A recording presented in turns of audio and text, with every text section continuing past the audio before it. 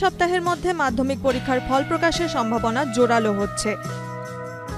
প্রায় একই সময় বেরোতে পারে উচ্চ মাধ্যমিক পরীক্ষার ফলও।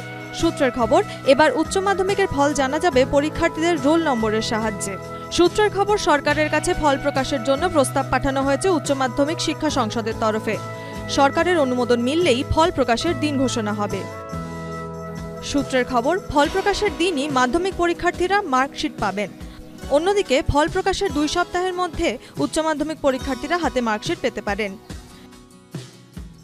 2রা ফেব্রুয়ারি থেকে শুরু হয়েছিল মাধ্যমিক পরীক্ষা, শেষ হয় 12ই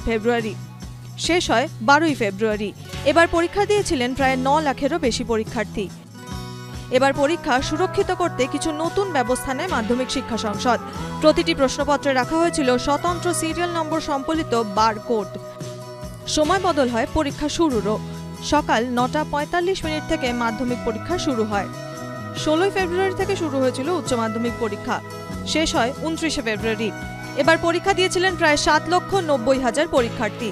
পরীক্ষা নেওয়া হয় মোট 2341টি কেন্দ্রে। এবার পরীক্ষা সুরক্ষিত করতে কিছু নতুন ব্যবস্থা নেয় উচ্চ মাধ্যমিক শিক্ষা সংসদও। প্রতিটি প্রশ্নপত্রে রাখা হয়েছিল স্বতন্ত্র সিরিয়াল নম্বর। সময় বদল হয় পরীক্ষা শুরুরও।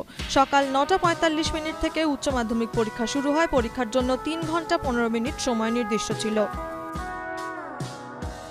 এদিকে ভোটের আবহে এবং গরমের জন্য গ্রীষ্মকালীন ছুটির সময় এগিয়ে এসেছে রাজ্যের স্কুলগুলিতে।